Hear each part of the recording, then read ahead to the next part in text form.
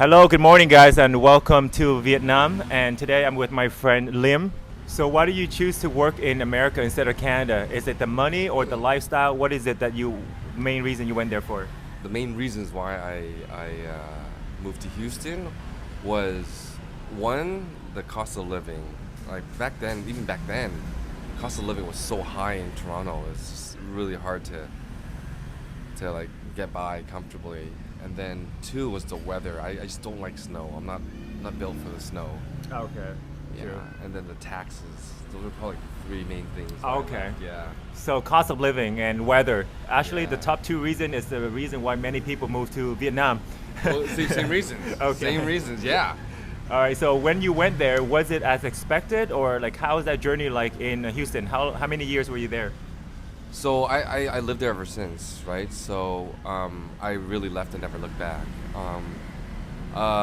So the first 2 years, I would say was like the roughest years for me, because even though like Canada, America, they're very similar, there are some differences too, and that was kind of a learning curve for the first couple years. Like even like the way people drive, their mannerisms. It's just the culture. There is a slight difference between Canadians and Americans, especially like Texans.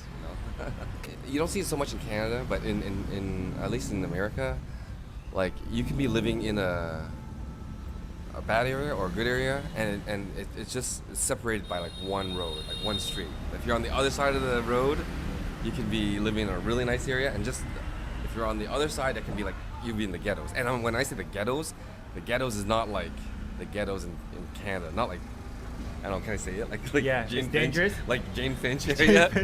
That ain't the ghettos, man. That ain't the ghettos. Jane Finch, Toronto's nothing. That's the roughest area That's of Toronto. nothing. Jane Finch, That's but he's saying it's on nothing. another level. Yeah, it's nothing compared to Houston, man. It's like. So you're afraid to walk there, basically. That's how Yeah, bad it is. people don't walk. That's another cultural difference. People don't walk in Texas. People don't walk in Houston. It's too hot to walk. Oh wow. To just go down like the block, people take their cars, pump on the AC. It's like the windows are always up. You know, It's hotter than Vietnam. It's hot as Vietnam. So now, are you technically an American citizen or you're dual citizen? How does that work? Man, where do I get? So I'm still Canadian. I still have a Canadian passport. I have a green card. I'm a green card holder. I can apply for my U.S. citizenship, but I will eventually. I was married, divorced, 2 kids. A lot has changed. A lot has changed. You know. So you were married, but you still don't have citizenship. So no, She American or she Canadian? She's American. She's American. I have my green card, but I got my green card through work. So it's not through marriage. The fact that you were married don't automatically make you an American. You have to apply for it. You have to apply for Okay. it. You have to apply for it. How many years were you married for? 7 years. 7 years. Just under 7 years. After moving there for like 2 years, that's where I met my ex-wife. She did insurance, and I met her through just through her work. You know, I was buying insurance, and that's how I met her. How did you know that she was the one? Like, marriage is a big step. You dated. How did you? Hey, you don't know because you don't know if she's the one or not. And actually, she was not the one. I ended up getting divorced like 7 years later, right? But what made you married at that point? I think I was just ready to settle down. You know, I was at a point in my life where I had my career going for me. You know, I was just ready to just move up to the next level. I was ready to have kids. Yeah. You know, had a career, kids. Bought a house. I lived the American dream. Like, you know, I legitimately lived the American dream. You know, we bought this. Was your ex-wife a Western or Asian woman? She's Vietnamese. She's Vietnamese like me. too. Yeah. So is it a wise idea to marry a fellow Vietnamese person, for language, culture, and stuff, or do you think that matters at all when you're picking a partner? I don't really think that matters. Really, I think whatever fits you. Like for me, my preference is I like Vietnamese women because of the culture, the tradition. And I just didn't like Vietnamese women. That's my personal preference. But if you click with someone, you click with them. Like you can't really say because they're Vietnamese. Not that's not just a reason. There's other reasons too. Like, I just click with Vietnamese because I feel that I can communicate with them Yeah. on a different level. So what was it that really broke down? Because when two people date, they marry, they have kids together, it's a huge decision to like break off. Like, Yeah. what was it that finally solidified the decision to split? And tell me the experience. Was it painful? How was it? Oh man, that was like the roughest years of my life. It occurred like 3 years ago, about 3 years ago, approaching 3 years. During that time was a very, very stressful time. Everything was all new. We had a 1-year-old. So I have 2 kids. I have 2 boys. He's 7 and 4 and 7 right now. But at the time, the youngest was 1 year old. And during that time was a very stressful time. There was a lot of new things going on. We bought a new house. In-laws moved in. It was just really stressful all around, not in terms of finance. Like finance, we were really comfortable, but more in terms of like our relationship. I don't think we spent enough time together, like just between the two of us, Okay. and we gradually drifted apart. That's probably the. So if you had spent more time together, you think that the relationship could have been established? You could have lasted longer if you had time? Well, I don't know. This is just all hindsight, right? That's true. But hey, it's just things just never worked out. She wasn't happy, and we agreed to separate, and that's all. That's all it is. Like hindsight is 2020. So if let's say you go back and you just moved to Houston again, starting your life, is there a better way now for you to choose a partner? What would you do differently in order to marry the right girl, or would you stay single? Tell me about that process. What would you do differently? So the last 3 years, right? The last 3 years during divorce, that's all I've been working on. I was just working on myself, right?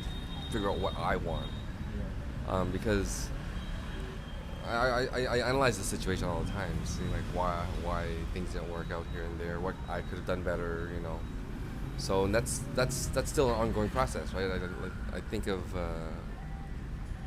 things of what I could have done differently or what I could have improved on. So now moving forward, because you can only move forward now, right? And moving forward, I can only try to improve myself, whatever that means. Like whether it is emotionally, mentally, physically. That's why I've been doing all these things, like doing LASIK, getting a hair transplant, losing that belly fat, seeing ways about how I can improve every day, When you broke apart, was it something that's very painful? Did you linger in it, or was it like a clean breakup? It was it was and still is a messy divorce, It's just messy all around. I don't think people would say it's a clean divorce. I never had that experience. Are we talking emotionally or like paperwork stuff here? When you say messy? Both. The paperwork is black and white. Things are clear, right? But because we have 2 kids together, we still have to communicate and co-parent, right? So I try my best to co-parent. Is any feeling left or like lingering of like memories and missing her and stuff, or are you stable? I mean, the first year, 2 years were rough emotionally for sure. More so because the amount of time I spent with my kids were like taken away from me, essentially. Really, They live with their mom now. Yeah, I went from seeing them every day and I took that for granted. Like I saw them every day to maybe 4 days a month, every other weekend. Yeah. Okay. Yeah, every other weekend. Okay. Yeah, it's rough. It's rough. Oh, so she has full custody, and so how many? She has primary. Yeah, it's not full. It's primary. It's supposed to be shared custody, but the time that I have with them is every other weekend essentially. So right now, currently, how often do you get to see them? Every other weekend. Oh, every other weekend. Yeah, every other weekend. Yeah. So what does it feel like to be a dad? I've been wondering a lot, like from a single person, not married, no kids. So, a lot of people tell me like kids bring you the ultimate happiness. Is that true? And how about the responsibility? Tell me about all that stuff. Yeah, man. So I remember seeing the first reaction when I saw the ultrasound, like, oh, I'm gonna be a father, you know. The first thing I thought of was my dad, you know. I was just like, oh man, this is the best feeling ever. Just a lot of wave of emotions. But you know, it's the best thing ever. I have to say, I love being a father, and I have two beautiful boys, you know. And I wouldn't mind having more kids, to be honest with you, you know. I mean, I love being a dad. You know, I'm always there for them, so. Okay.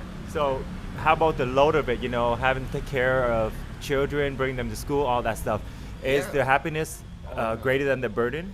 Oh yeah, that was the best part about being a dad, like being able to like, you know, because I'm a nurse too, right? So I didn't mind changing their diapers, making their bottle, making their formula, you know, bathing them, stuff like that. I love doing that, you know, because they're your own kids, you know. All right. So I guess last question regarding relationship stuff. For the younger people out there trying to get over a breakup, you know, you married, it's not even dating, you married with kids and stuff. Yeah. How do people get over a breakup if they, you know, have get emotion? It's very sad. It's not a good time, No, right? it's So, rough times. do you have any advice or anything about getting over a breakup? Yeah, the best advice is like work on improving yourself, right? Just focus on yourself. Like to me, in that marriage, I was really focused on the family. Everything I did was for the family, you know, and never really set aside time for myself. And then I look back and I'm like, yeah, I mean, I looked at myself and I was like, yeah, I really let myself go, you know, in terms of physicality. I was like overweight. I was, you know, I can say there was a lot of things I could have improved on. Like, you know, I didn't know how to cook, you know. So I looked at things where I could improve on myself, and it didn't happen overnight, you know. I remember I was at this work event, and they said, you know, in order for change to happen, it doesn't happen overnight, you know, and it only takes 1% a day. If you can change something like 1% a day, by the end of the year, you would change yourself 3 times over. Exactly. You know, so it only takes 1%. So I took that advice and I just said, okay, what could I improve on with my life, you know? So first thing was eating healthy, exercise. That was like the first thing I did. So I started hitting the gym more. And then I tried to work, like sleep a little bit better, like things like that. And then I started like seeing the weight started coming off, and like thinking, okay, I can continue to work on this. Okay. So I'm like, okay, I got glasses. Maybe that's all something I always wanted to do was to get LASIK. So I got LASIK, and then my hairline I wasn't super happy with, and one thing led to another, and now I'm just living the dream now, I guess. Bubba say you should stay single. What do you think about that message? Like, is it good to stay single? Man, For both genders, is it good to have a single life? Is that fulfilling? I mean, you have to be comfortable with being single first before jump into another relationship. Otherwise, you're going to be bringing in that burden onto the next relationship, right? So that's what I think. You need to be comfortable being single first. Me personally, and to be real with you, I'd rather be in a relationship. You know, I don't like being single. But you have to be able to be comfortable being single first before you're able to move on, in my opinion. What does the relationship do for your life that being single is missing? Like you said, you love being in a relationship, you have a girlfriend now. Yeah. So Life is easier with 2 people, you know, instead of just one, you know. Doing things is just a lot more easier in terms of like work, home life, school life, whatever. Like things are always better with at least 2 people, I think. So having someone there as like your right hand, left hand, you know, like to help you with life I think is just easier. okay, so it balances the task of life, but on the other side, emotionally, it also does it ground you, make you happy. Of course, like you know, there are days I'm just kind of lonely, and if there's no one there to talk to, it's kind of like empty, you know. Okay. So having someone there it's nice. I mean, So emotionally as well as logistically, you think it's better to have a partner. Just everything is smoother that way. yeah, take on the world together instead of by yourself. You know, it's Some single guys say they like the peace and the freedom of being able to think in their own Yeah, space and just do whatever they want at any time. What do you think Yeah. about that freedom part? Is it worth sacrificing? I see both sides, to be honest with you. You know, I see both sides. I totally get it. I don't know which way is better. I'm still trying to figure that out for myself too. But to me, I like, with my personal preference, I'm more of a family guy. I like to be surrounded by a lot of people, a lot of friends, family. You know, right now in Houston it's just me, so it's kind of rough. You know, all my family's still in Toronto. Your girlfriend's in there too or no? So I recently met someone like within the last 6 months. Yeah. You know, we're just starting dating. I guess I can call her my girlfriend now. She's not officially your girlfriend, but you're dating now. Well, we're dating. We're Okay. dating. We're Where just did in you the meet? beginnings. Actually, I met her at pickleball. Pickleball in Vietnam?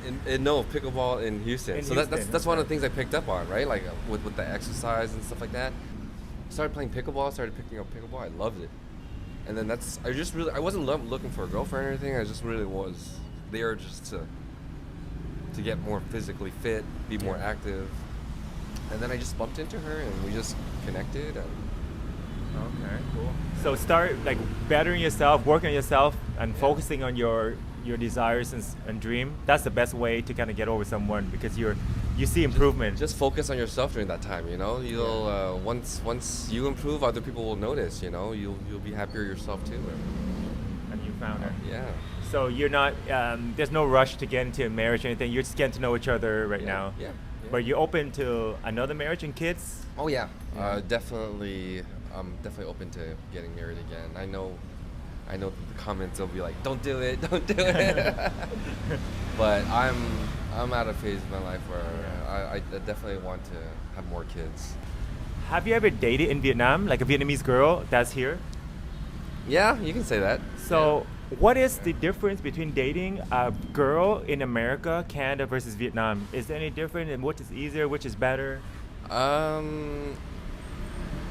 think the women in Vietnam, I think they're very, very nice. They have they have a femininity to them, you know. Whereas I think in the Western world, I think they're very strong, independent women over there. I think the women. I mean, they're both wonderful. I mean, I think in general, I think the Vietnamese women in Vietnam, they're more feminine, which I kind of like. Okay. You live in Houston now. You see yourself there for the foreseeable future. Yeah. But like a lot of people think of moving back here to live in Vietnam and start a life. What makes life in Houston better than Vietnam? Well, I think so every time I go back here, right? Like the biggest thing is the air pollution. Air pollution to me it does get to you. Like it totally gets to you. You don't get it until you're here, right? But like right now, I kind of have like a little cough, and it just affects everything. I feel like your health is way more important than your health is everything. You know, the air here, the pollution is just kind of rough. I think. That's the only reason that Houston's better. The only reason. Well, The yeah, biggest one. Yeah, I think one of the things like the healthcare in America is it's private, right? But it's it's leading medicine, right? So all your latest medication is all there, right? There's all the clinical trials, all the newest meds are all there. I mean, the quality of care, I think, yes, America is number one, right? So besides from air quality, what do you think about the food and the water here in Vietnam? You're here traveling and stuff. Do you think the quality is acceptable? Yeah, I mean, Vietnam is improving every day. Like every single time I come back, there's always like a new skyscraper coming up or something. Like it's always improving. I mean, it's definitely livable, and I think in the foreseeable future, things are going to get better too. And especially in terms of like the air pollution and stuff like that. I heard that Saigon, they're trying to transition away from motorbikes, right? I think that's what it is. They were going to electric. That's what I heard. In the last couple of years, how you've been traveling to Vietnam, right? On average, how many months are you living in Vietnam in the last few years? Oh no, I just come for vacation. I only come for vacation. I don't live in Vietnam. So it's short, like Yeah. a week's.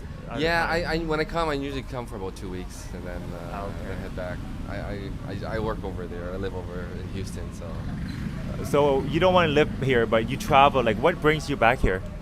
well, I still have some family here. My cousins, nephews are all over here. I come here because I just enjoy the life. You know, I just went to a resort in Mui Ne. You know, it was like what $80 a night, and it was like 5-star hotel. It was like amazing. Cost of living is great over here. Okay. So it's Yeah. nice for a break, vacation, and change your environment, Yeah. scenery a little bit. Yeah. Is there anything that I'm missing that you think that people should know through the video? No, I mean, life is what you make it, right? Like, so life's great. I have a new motto for this year: life is good again, and life will always be good again. So as long as you have that mindset, life's going to be great. Just move forward and just improve yourself. That's it. Yeah, that's a good message Yeah. for people, especially if they're spiraling in like depression or overthinking and stuff like that. So, have you always had that mindset, or where did that mindset come from? Well, that came from after the divorce, actually. Like, you know, after the divorce, I was just in a really dark place.